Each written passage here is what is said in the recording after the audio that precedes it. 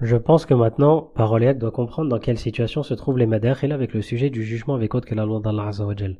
Tu peux leur montrer clairement que leur argumentation, elle est fallacieuse, que leurs preuves sont faibles, qu'ils sont contredits par des anciens savants, qu'ils sont contredits par des savants contemporains. Malgré tout cela, ils vont quand même considérer que leur position qui consiste à conditionner par la croyance la mécréance du gouverneur est une position correcte. C'est-à-dire que le gouverneur peut faire ce qu'il veut avec la législation d'Allah Azza wa Jal. Il a le choix entre la mettre en application ou ne pas la mettre en application et mettre une législation du Tarot, obliger les gens à juger avec celle-ci, punir ceux qui ne veulent pas juger avec celle-ci, etc. Malgré tout cela, ils vont considérer que c'est du kufr de kufr et que c'est la seule position valable des gens de la sunna. Comme on l'avait vu avec la vidéo juste avant, les Madakhila se sont mis à attaquer les savants de la sunna en disant qu'ils étaient takfiri, ou qu'ils avaient une tendance takfiri, comme par exemple avec l'imam al-Barbahari rahimahullah. Dans le sujet du jugement et contre la loi d'Allah Azza wa Jal, les Madakhila ont passé plus de 20 ans à dire que la seule position correcte c'était la leur, conditionnement par le cœur, et que toutes les autres positions étaient des positions de takfir et khawarij. Et maintenant, étonnamment, on arrive sur une nouvelle position, c'est le fait de dire qu'il y a maintenant divergence dans cette question-là. Et j'aimerais bien donc que les Madakhila m'expliquent comment on est passé de il n'y a qu'une seule position valide dans le sujet du jugement avec autre que la loi d'Allah Azza wa Jal, c'est le conditionnement par le cœur, à maintenant il y a divergence dans cette question-là, et les savants de la sunna ont les deux positions. Donc on a deux avis pour vous résumer la question chez les gens de la sunna. Celui qui va modifier la plus grande partie de la charia par des lois humaines, il y en a qui vont dire on regarde quelle est sa croyance. Si sa croyance c'est qu'il sait qu'il pêche en faisant cela, qu'il n'a pas le droit de faire cela, et que ce n'est juste qu'il le fait uniquement par faiblesse de foi et intérêt mondain, eh bien, on dit qu'il est toujours musulman, mais c'est un tarout. Et un deuxième avis qui dit, on n'a même pas besoin de regarder ce qu'il a dans le cœur, il est tarout et il est mécréant. Et on va pas se mentir, ce deuxième avis, il est puissant en termes d'argumentation, et si on devait le mettre en pratique et l'imposer, il n'y aurait plus grand gouverneur musulman sur terre. Tellement, même dans nos pays d'islam, on a eu énormément de modifications de la charia. Donc pendant plus de 20 ans, on nous a répété qu'il n'y a qu'une seule position correcte et que maintenant, il y a divergence dans la question du sujet du jugement et contre la loi d'Allah Azza wa Jal, et que selon la deuxième position, la majorité des gouverneurs des pays qui s'affilient à l'islam seraient considérés mécréants parce qu'ils n'ont pas mis en application la législation d'Allah Azza wa Jal et ont mis à la place une législation du Tarot. Alors que par le passé, cette position-là était considérée comme la position des Khawarij et maintenant c'est une divergence acceptable parmi les savants de la Sunna. Comment vous faites pour expliquer ça ? Et lui-même n'a pas compris qu'il s'est distingué des Madakhila dans cette question précise, du jugement avec autre que la loi d'Allah Azza wa Jal, parce qu'eux n'ont jamais dit qu'il y avait divergence, et il sera certainement mis en garde pour avoir reconnu la position des Takfir et Khawarij comme la position des gens de la Sunna. On a un autre avis pour terminer sur cette grosse parenthèse, juste pour montrer à ceux qui nous traitent de matralistes, vous êtes des vendus, vous êtes à la solde des gouverneurs. Regardez, en tout cas, moi je ne parle que pour moi-même. Je n'ai pas le temps d'écouter tous mes confrères. Est-ce qu'ils détaillent autant les choses? Est-ce qu'ils ont le courage de vous dire toutes ces vérités, etc. Est-ce qu'ils donnent tous les avis, quand bien même ils ne les partageraient pas? Mais moi, en tout cas, je ne vous cache pas la vérité. Et donc cela m'amène au deuxième point. Dans le sujet du jugement avec autre que la loi d'Allah Azza wa Jal, on reconnaît qu'il y a divergence. C'est-à-dire qu'il y a des savants qui ont adopté la deuxième position. Mais ça n'est pas parce que des savants ont adopté la deuxième position que ça signifie que c'est une position qui est valide. Même si l'on reconnaît qu'il y a divergence, c'est pas pour autant que l'on va reconnaître la deuxième position comme étant valide. C'est exactement la même chose dans le sujet de l'excuse de l'ignorance. On reconnaît qu'il y a divergence, c'est-à-dire des savants qui ont adopté la deuxième position, mais c'est pas pour autant qu'on reconnaît la deuxième position comme étant valide, c'est-à-dire l'excuse de l'ignorance ici-bas. Écoutons ce que dit Cheikh Ali al-Khudayr concernant le sujet de l'excuse de l'ignorance et le takfir de l'excuseur.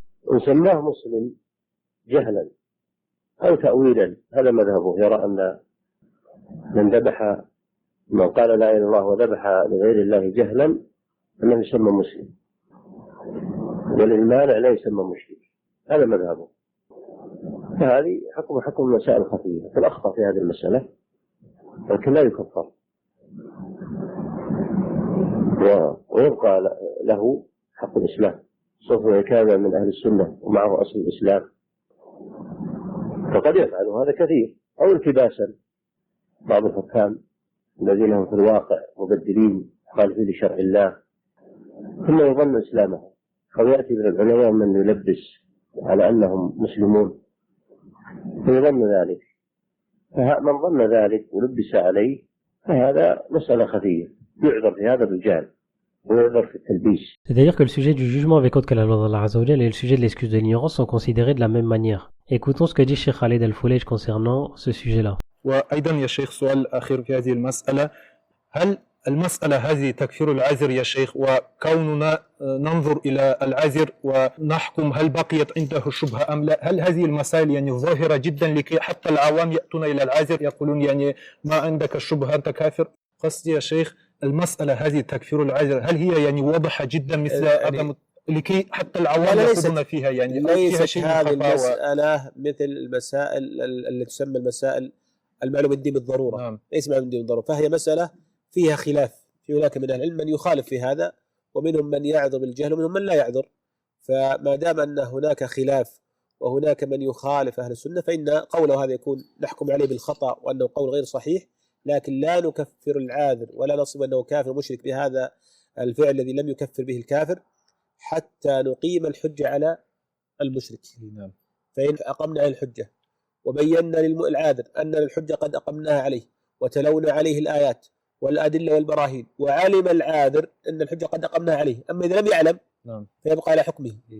فإذا علم وسلم لنا أن الحجة أقمناها عليه وامتنع من تكفيره بعد ذلك فإنه يكفر لعدم تكفير من كفر الله ورسوله. بارك الله فيكم يا شيخ، جزاكم الله خير. نكتفي بهذا. بارك الله فيك. Donc comme vous l'aurez compris, pour nous, le sujet du takfir et de celui qui fait du shirk, qu'il soit ignorant ou non, est un sujet qui est clair. Mais lorsque vous allez voir ceux qui excusent par l'ignorance ici-bas, pour eux le sujet est ambigu. Ils vont vous sortir des preuves textuelles citant hors de leur cadre d'application, un raisonnement fallacieux, Cheikh Antal a dit ça, Cheikh Antal a dit ça. Donc c'est-à-dire que pour eux le sujet est subtil, et donc ils entrent dans ce cas-là. نسأل عن قاعدة من لم يكفر الكافر فهو كافر، متى يكفر من لم يكفر الكافر؟ وهذا في تفصيل، والأقسام في ذلك 7. القسم الرابع من لم يكفر المرتكب لناقض لشبهة قامت عنده، إما لاعتقاده أن الحجة ما قامت عليه أو أن الشروط ما توفرت فيه، فهذا لا يكفر بالإجماع. C'est-à-dire que pour ceux qui excusent par l'ignorance ici-bas, le sujet est subtil et ils ont des ambiguïtés dans ces questions-là. Par exemple, ils font face à des conflits internes. Pour quelle raison est-ce que l'on est dur envers celui qui critique le gouverneur et on dit de lui que c'est un khariji takfiri, chien de l'enfer, donc il est considéré mécréant. Il sort de l'islam pour avoir critiqué le gouverneur. Mais celui qui adore autre qu'Allah Azza wa Jal, envers lui on est doux. Et on dit qu'il reste dans l'islam et on lui trouve des excuses, etc. Vos erreurs de compréhension entraînent des incohérences dans vos jugements, des individus et des groupes. Et c'est la raison pour laquelle il faut montrer de manière claire que cette position n'a absolument aucun sens. Elle est fondée sur des preuves textuelles qui sont citées hors de leur cadre d'application. Vos raisonnements et vos conclusions n'ont absolument aucun sens. Et comme je l'ai dit, le moyen le plus simple de faire disparaître cette fitna concernant l'excuse de l'ignorance et le takfir de l'excuseur, c'est tout simplement de reconnaître la fausseté de votre position de l'excuse de l'ignorance ici-bas et de délaisser cette position. Et où est le mal dans le fait de faire cela, sachant que c'est une position des gens de la sunna? يا شيخ بعض الكتاب المعاصرين يرون أن الواقع في الشرك الأكبر الجلي يسمى مسلما موحدا حتى تقام عليه الحجة وتزال عنه الشبهة، ويقولون إن المسألة خلافية فلا يجوز التشنيع يعني على من يقول بهذا القول، فما رأيكم في ذلك؟ يبغى الشرك الأكبر يكون موحد؟ نعم.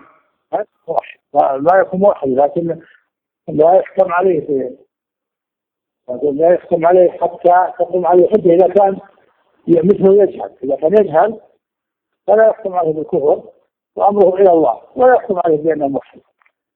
نعم. بارك الله فيك. فيعني القول بأنه مسلم يعني قبل إقامة الحجة مع أنه واقع في الشرك، هل هذا القول يعني معتبر؟ ليس بصحيح. كيف يقال مسلم وواقع في الشرك؟ بارك الله فيك.